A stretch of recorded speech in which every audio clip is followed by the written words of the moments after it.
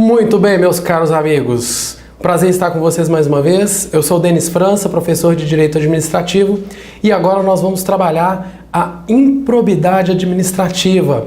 Olha só, improbidade administrativa é um assunto que a gente pode estudar dentro de controle da administração pública.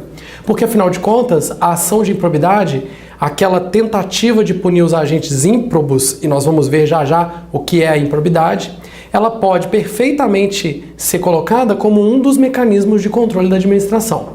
Mas como o assunto improbidade administrativa é um assunto que tem muita repercussão jurisprudencial, tem uma lei própria para cuidar dele e é muito cobrado em provas, porque uma das coisas que os órgãos mais querem é que quando os seus servidores entrarem, eles saibam quais são os atos de improbidade para que eles não pratiquem esses atos. Então, como esse assunto está ganhando grande autonomia, a gente está trabalhando ele aí num tópico próprio. Você tem questões classificadas aí no site especificamente nesse assunto, tudo bem? Vamos lá então? Acompanhe comigo. Pessoal, primeiro aqui o start para a nossa matéria é a gente observar qual é o fundamento da improbidade. E a própria Constituição Federal, lá no seu artigo 37, parágrafos 4º e 5º, quem trata de assuntos aí, fala da improbidade, diz que a lei vai definir as sanções, já diz algumas dessas sanções e fala também da reparação do dano. Vamos conferir. Olha aí o parágrafo 4º. Os atos de improbidade administrativa importarão, e aí ele começa com as sanções e é uma ordem. Veja que a Constituição aqui deu uma ordem para o legislador. Suspensão dos direitos políticos, perda da função pública, indisponibilidade dos bens e o ressarcimento ao erário na forma e gradação previstas em lei, sem prejuízo da ação penal cabível. Então aqui nós já temos muitas informações. Primeiro, são 4 sanções estabelecidas, mas a própria lei estabelece algo além e a gente vai ver daqui a pouco. Outra informação importante, sem prejuízo da ação penal cabível. Isso aqui de cara já nos mostra que a ação de improbidade não é uma ação penal, ou seja, a ação para apurar a prática de um crime, e o fato de o agente responder pela improbidade não afasta a necessidade de que ele responda pelo crime, porque às vezes um mesmo fato configura um ilícito administrativo, um ilícito civil, que pode ser coibido aqui no ramo da improbidade, e um ilícito penal, que vai ter lá o processo penal destinado a apurar aquele crime e eventualmente aplicar uma pena. Tudo bem? E outra coisa, o ressarcimento ao erário, ele é especial, ele não é uma mera punição, porque olha só, punição é um castigo, é algo que a gente vai imputar ali ao agente do ato de improbidade como uma sanção mesmo. Olha, você fez isso, para que não valha a pena, você tem que pagar. Sofrer, vamos dizer assim, não é um conceito muito técnico aqui pra gente no direito administrativo.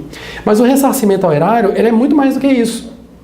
Ele não é uma mera reposição, ele é apenas colocar as coisas no devido lugar. Olha só, imagine que eu vou e você tem um irmão, aí você tem um irmão que às vezes é mais guloso que você, aí você ganha seu ovo de Páscoa, guarda, né? Aí seu irmão tá naquele momento de desespero, ele vai e subtrai o seu ovo de Páscoa e come. Primeira coisa que ele tem que fazer, ressarcir o prejuízo que ele te deu. Ele vai ficar te devendo um ovo de Páscoa. Agora, além disso, você pode vir com uma punição. Isso é muito interessante, porque o ressarcimento ele é uma mera consequência. Ninguém pode se enriquecer às custas do erário, às custas da fazenda pública, às custas dos cofres públicos. Então, se a pessoa causou um prejuízo ao erário, a primeira coisa que ela tem que fazer é o ressarcimento do dano, o ressarcimento ao erário. E, num segundo momento, a gente pode pensar ainda em outras punições. A lei e a Constituição tratam, às vezes, tudo como se fossem sanções, punições. E não deixa de ser realmente. Mas, tecnicamente, o que eu estou querendo te alertar aqui é que o ressarcimento ao erário é uma consequência imediata do ato. Por quê? Mesmo que haja, por exemplo, a imprescritibilidade do ato, ou seja, eu não posso mais fazer com que aquele servidor perca o cargo, tenha a suspensão dos seus direitos políticos, mas mesmo assim eu posso ter o ressarcimento ao erário. E é exatamente isso que diz o parágrafo 5º. É aqui que eu queria chegar, acompanha comigo. A lei estabelecerá os prazos de prescrição para ilícitos praticados por qualquer agente. A gente vai trabalhar mais para frente a prescrição. Aqui eu só preciso que você saiba que para eu aplicar a sanção ao agente ímprobo tem um tempo. A inércia, a falta de proatividade do órgão público lesado faz com que ele perca o direito de aplicar essa sanção. Agora, Esse prazo de prescrição vai ser estabelecido por lei para os ilícitos praticados por qualquer agente, servidor ou não, que cause prejuízo ao erário, ressalvadas as respectivas ações de ressarcimento. É exatamente aquela ideia que eu estava trabalhando, no sentido de que, se a ideia for apenas recuperar o prejuízo que o erário teve, não tem prazo. A ação é imprescritível. Isso significa que se nós descobrirmos hoje, por exemplo, que lá no período militar, um dirigente, um político, um presidente, um ministro, na década de 70, por exemplo, causou prejuízo ao erário, podemos cobrar dele ainda hoje. Não podemos mais decretar a perda do cargo, a sanção dos direitos políticos e demais sanções. Mas o ressarcimento, sim, isso não prescreve. Isso é importantíssimo na prática. Isso dá ensejo a muitas ações, né, porque às vezes os atos de improbidade são apurados tardiamente e cai em prova. Então a importância disso é fundamental, mas a gente ainda vai ter um tópico lá no finalzinho para trabalhar sobre a prescrição e vamos comentar mais uma vez isso aqui. Tudo bem? Muito bem, pessoal. Vamos avançar aí então para a gente verificar aí, ó. Você viu que a Constituição deu uma ordem. A lei determinará, a lei regulamentará, e a regulamentação dessa ordem constitucional foi dada aqui pela Lei 8429 de 92. Aqui eu trouxe para você a ementa da lei, que diz o que faz a lei de improbidade. Então, gente, a gente chama essa lei de Lei de Improbidade Administrativa. Às vezes, para facilitar, a gente pode até dar um apelidinho, bota assim, LIA, Lei de Improbidade Administrativa. Você já foi participante de Big Brother, mas agora para você é Lei de Improbidade Administrativa. E o que a Lei 8429 dispõe? Ela dispõe sobre as sanções aplicáveis aos agentes públicos, nos casos de enriquecimento ilícito, no exercício do mandato, cargo, emprego ou função, na administração pública, direta, indireta ou fundacional, e dá outras providências. Eu li rápido, porque isso aqui é pouco importante e, na verdade, é bem incompleto. Você vai ver que não apenas nos casos de enriquecimento ilícito a gente vai ter punições aí aos agentes, tá bom? Nós temos outras hipóteses e aí a gente vai trabalhar com calma os atos de improbidade administrativa. Mas vamos seguindo então, porque nós precisamos agora conhecer aí um conceito de probidade. Porque se o ato lesivo que a Constituição definiu é o ato de improbidade, é a falta da probidade, nós precisamos compreender o que seria a probidade, o que é uma pessoa proba e o que é uma pessoa improba, o que é um ato probo e o que é um ato improbo, um ato de improbidade. A probidade, pessoal, é o mesmo que honestidade, que honradez, é uma observância rigorosa dos deveres da justiça e da moral. Às vezes, você tem a oportunidade de fazer uma conduta que aparentemente não contraria a lei. A lei não consegue dizer tudo que o agente público tem que fazer, tudo que o agente público não pode fazer. Mas às vezes, mesmo não sendo ilícito, é imoral. E se é imoral, ofende um princípio. Se é ímprobo, ofende um princípio. Então a probidade é um princípio. E o conceito é muito próximo ao de moralidade, tá bom? O conceito de uma conduta ímproba é muito semelhante ao conceito de uma conduta o quê? Desonesta, de uma conduta desonrada, de uma conduta imoral. Então nós temos um conceito que, na verdade, é muito o quê? Amplo, muito aberto. E isso é interessante porque aceita que nós encaixemos ali naquele conceito diversas realidades práticas. É muito difícil para o legislador, lá no momento em que ele faz a lei, imaginar que atos de improbidade poderiam ser praticados ali nos próximos 10, 20, 30 anos. A mente humana, em especial do brasileiro, ela é extremamente criativa, né? O pessoal tem uma criatividade para fazer esquemas aí de burlar, inventar vírus de computador e jeito de fraudar o erário e de lavar dinheiro, é uma coisa impressionante. Então, quando o legislador deixa esse conceito aberto, o que ele está fazendo? Ele está permitindo que, em cada caso concreto, o juiz, que no caso as sanções vão ser aplicadas por um juiz, né? É uma ação judicial que tem que existir para que se condene alguém por improbidade administrativa, mas é isso que permite que o juiz estabeleça, de acordo com o caso concreto, se enquadra ou não naquele conceito ali. Então essa é a ideia de improbidade. Vamos lá. Bom, nós precisamos trabalhar agora quem são as pessoas sujeitas à aplicação da lei de improbidade administrativa. É um conceito bastante amplo, como você vai ver. Eu trouxe aqui para você seguindo a própria dicção legal. Eu te convido, mais uma vez, a abrir a Lei 8429 de 92, Lei de Improbidade Administrativa. Basta você jogar no Google 8429, apertar Enter, o primeiro resultado vai ser o link para essa lei lá no site do Planalto.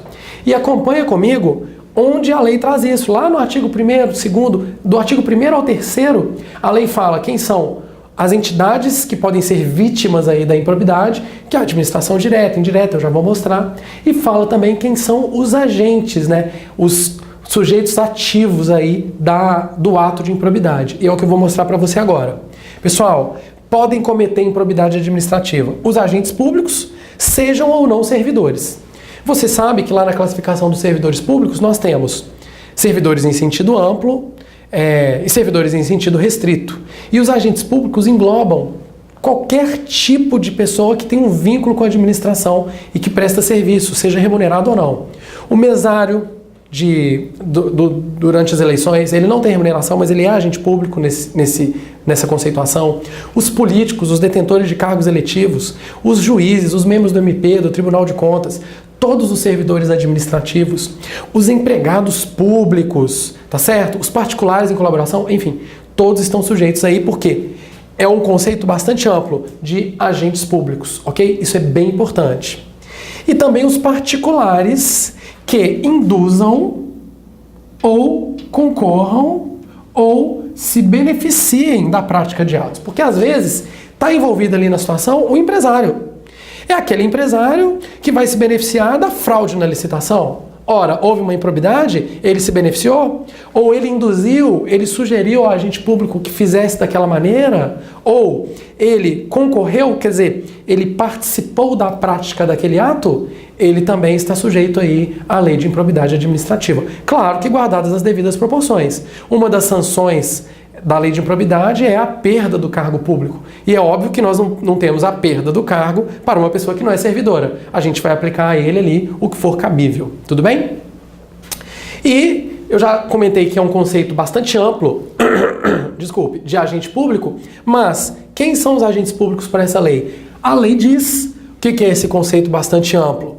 Olha aí, os atos de improbidade praticados por qualquer agente público, servidor ou não, que eu já te mostrei. Parágrafo 2º, artigo 2º, melhor. Reputa-se agente público para os efeitos dessa lei todo aquele que exerce, ainda que transitoriamente ou sem remuneração, não faz mal que seja um vínculo temporário ou que seja de graça, como é o caso do jurado, por exemplo, ainda que transitoriamente ou sem remuneração, por eleição, nomeação, designação, contratação ou qualquer outra forma de investidura ou vínculo. É amplo ou não é? É para fazer com que qualquer pessoa que tem vínculo com a administração se enquadre aqui. E ela tenha mandato, cargo, emprego ou função nas entidades mencionadas no artigo anterior. O artigo anterior é o artigo 1º, eu vou trabalhar com você já para a gente não ter nenhuma dúvida nisso aí.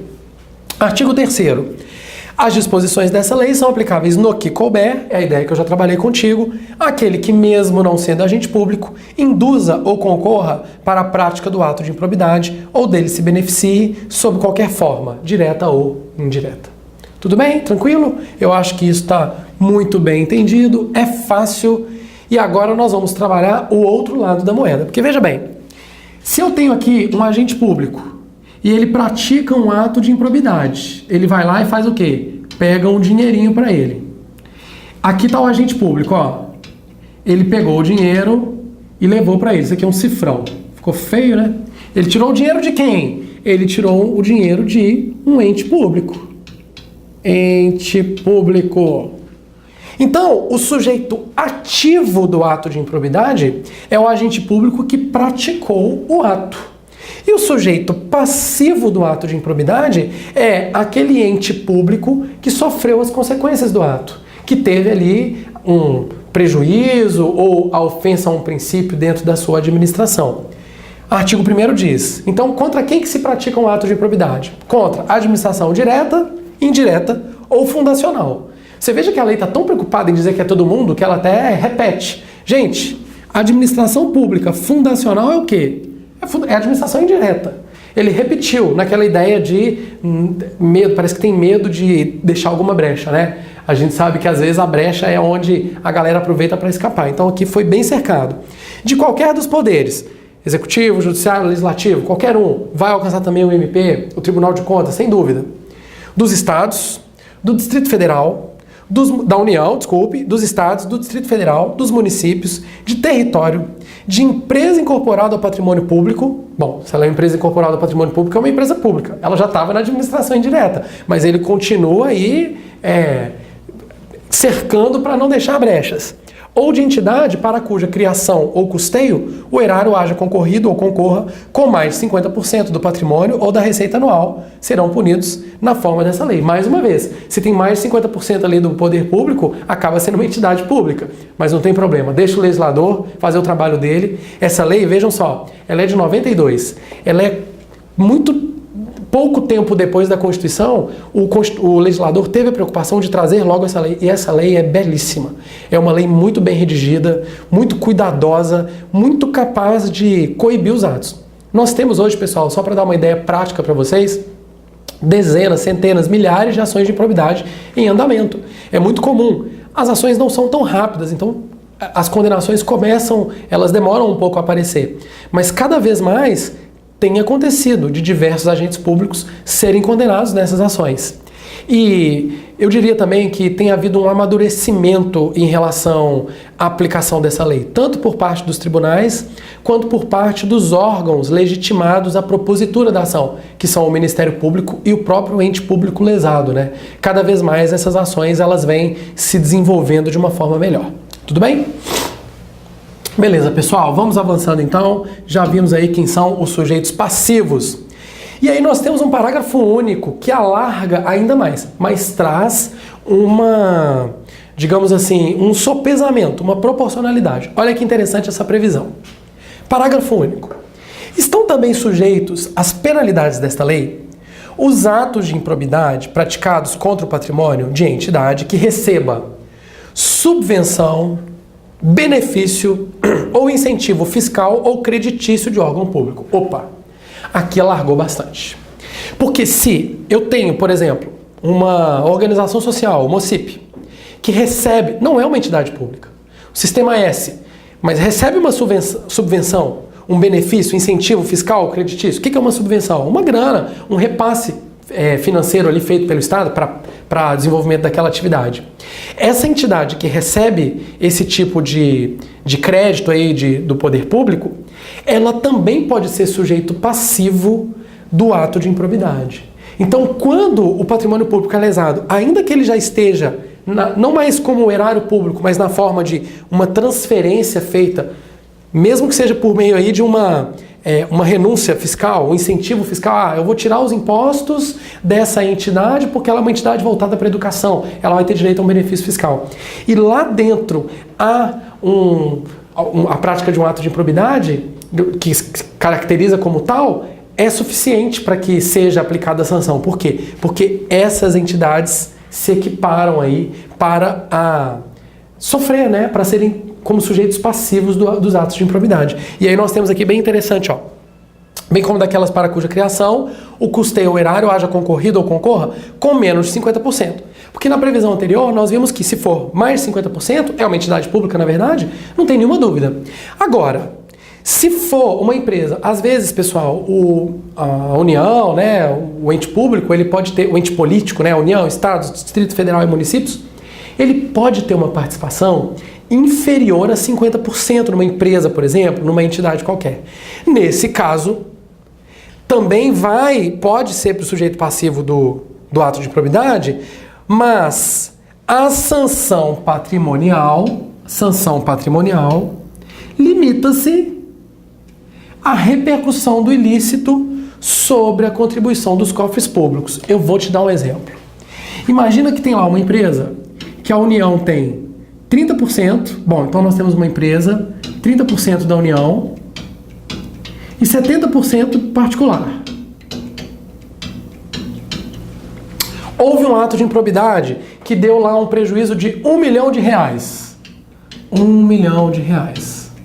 Pessoal, o particular, às vezes ele que foi, ó, eu botei 70, né? Aqui é particular que eu quis dizer, ó. O particular, ele mesmo que deu prejuízo nele, ou se alguém deu prejuízo nele, ele vai ter as formas próprias de buscar o ressarcimento. A União pode buscar o ressarcimento por meio de uma ação de improbidade? Pode. Mas a sanção, o ressarcimento e as sanções, quando forem cabíveis, elas têm que se limitar a 30% do prejuízo. Porque se o prejuízo total foi de 1 milhão e a União só concorre com 30% daquilo, ela só vai poder buscar uma reparação, ela só vai poder buscar a aplicação de sanções que se limitem aí a 30%. Por quê? É o limite da repercussão do ilícito sobre a contribuição dos cofres públicos, que no caso foi de 30%. Entendido? Não é difícil essa ideia. Isso aqui é engraçado, não é tão cobrado em prova. Viu? Aparecem poucas questões, mas era meu dever falar aí para você. Pessoal, outras disposições importantes para a gente finalizar aí essa nossa parte das disposições gerais. O artigo 5º diz o seguinte: ocorrendo lesão ao patrimônio público por ação ou omissão. Isso aqui que é importante. Esse artigo nos dá a ideia de que a lesão ao patrimônio público, ela pode ser comissiva por meio de uma ação ou omissiva por meio de uma omissão. Ela pode ser dolosa, ou seja, quando há a intenção, a má-fé, o direcionamento na prática daquela conduta, ou culposa. O que seria o culposo? É o sem querer querendo do Chaves, né? É a falta de observância, do devido cuidado. Então a pessoa não quis que aquilo acontecesse, mas ela não foi diligente como deveria, deixou a porta destrancada. Ela não deixou destrancada para que houvesse uma lesão patrimonial, mas ela esqueceu porque foi desidiosa. É o culposo. Do agente ou de terceiro, dar-se-á o integral ressarcimento do dano. Então, pessoal, o integral ressarcimento do dano, ele é cabível independentemente de a conduta ser dolosa ou culposa, tá certo? De ser do agente ou do terceiro, de ser uma ação ou uma omissão. Por isso que esse artigo é bastante importante. O artigo 6º, ele diz o seguinte, esse aqui cai bastante em prova. Olha o que ele fala. No caso de enriquecimento ilícito, perderá o agente público ou terceiro beneficiário os bens ou valores acrescidos ao seu patrimônio. É o normal. Claro que se ele... O que é o enriquecimento ilícito? Gente, ilícito é ilegal. Eu não tinha o direito, eu não tenho um fundamento, uma causa jurídica legal para me enriquecer. Uma causa jurídica lícita para aumentar o meu patrimônio. Se eu aumentei o meu patrimônio ilicitamente, eu tenho que perder aqueles valores que eu acresci. Seja o agente público, seja o terceiro. Quem quer que tenha aumentado o seu patrimônio ilicitamente tem que ter essa diminuição aí. Tudo bem? É isso, mas tem mais coisa bem importante aqui nas disposições gerais. Nós precisamos trabalhar agora. Esse aqui é o que mais cai.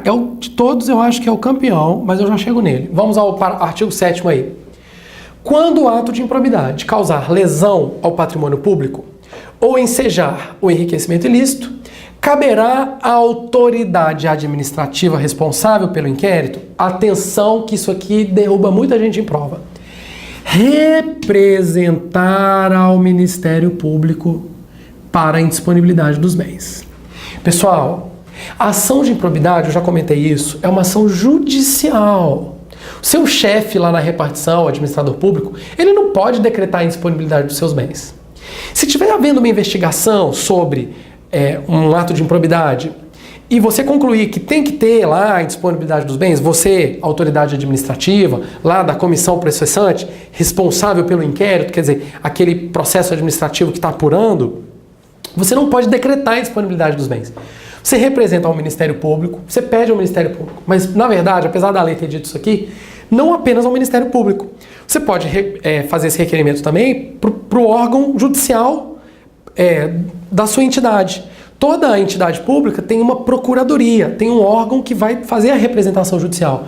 Seja o Ministério Público, seja o órgão judicial, vai apresentar ao juiz um pedido de indisponibilidade dos bens. O que as questões gostam de dizer? Elas botam assim, ela bota esse texto todo aqui e fala assim, caberá à autoridade administrativa determinar a indisponibilidade dos bens. Isso seria um absurdo se o próprio agente público pudesse fazer isso. Por quê? Gente, para mexer no bem do sujeito, é só o juiz que pode determinar. Então o que a autoridade administrativa faz é representar ao Ministério Público ou ao órgão de representação judicial daquela entidade, solicitando aí a indisponibilidade dos bens. É uma medida que vai ser tomada na via judicial e não na via administrativa. Moleza, né? E o artigo 8º, importantíssimo, que diz o seguinte, o sucessor Gente, quem é o sucessor? Sucessor é o herdeiro, tá? Mas ele usa sucessor porque ele quer dizer de uma maneira bem ampla, aquele que se suceder no direito, tá? Seja o herdeiro no conceito mais restrito lá do direito civil ou não. Aquele que pegar a grana, que se beneficiar do patrimônio, que de alguma maneira, né, da lesão que foi causada ao patrimônio público, ou que se enriqueceu ilicitamente por meio daquela lesão, porque às vezes o enriquecimento ilícito, isso vai ficar bastante claro no outro bloco para você, mas é o seguinte, eu posso causar dano ao patrimônio público, mas eu posso me enriquecer utilizando, por exemplo, uma informação, sem causar um dano propriamente dito. Então, você cause dano ou você se enriqueça ilicitamente, você fica sujeito, o sucessor, né, do agente que fez isso, que causou dano ou que se enriqueceu ilicitamente, fica sujeito às combinações da lei até o limite do valor da herança. Isso aqui é importante demais, sabe por quê? Porque aquele exemplo que eu falei com você, aquele político lá da década de 70 que deu prejuízo, blá blá blá. Poxa, mas ele já morreu. Então já morreu. Olha só, mas ele morreu, mas às vezes ele desviou lá 3, 4, 5, 10 milhões de reais. E os sucessores dele, os filhos, sei lá quem que foi, estão aí vivendo no bem bom. Você acha que é justo isso? Não. E se for apenas o ressarcimento, é imprescritível. Mas esse menino, filho do tal político, coitado, ele só tem a casa dele para morar. Mas aquela casa foi adquirida com recursos oriundos daquela ilicitude, foi transferida num patrimônio, ele recebeu de herança, e a gente consegue provar que aquele imóvel foi comprado, por exemplo, com os recursos aí obtidos ilicitamente com ato de improbidade. É isso aí. As combinações da lei têm que alcançar essa herança. Bom ou não? Bom demais, né? Certo ou não? Certíssimo. Eu não tenho a menor dúvida de que tem que ser assim. É difícil, tá, gente? Na prática, você chegar a esse nível aí não é uma coisa muito simples, mas acontece. Eu já vi ação de improbidade administrativa que tá rolando contra os filhos aí de pessoas, de um cara especificamente, uma ação que eu vi, que deu um prejuízo grande, cada um deve aí tá discutindo lá coisa de milhões de reais. E há uma grande chance de a União recuperar esse patrimônio aí. Tudo bem? Pessoal, disposições gerais era isso. Vamos lá, treine aí as questões que estão classificadas nesse bloco e no próximo bloco a gente vai comentar sobre os atos de improbidade, que sem dúvida nenhuma é o assunto mais importante de você dominar aqui. Mas eu espero que você tenha gostado, que você aproveite, treine bastante e até o próximo.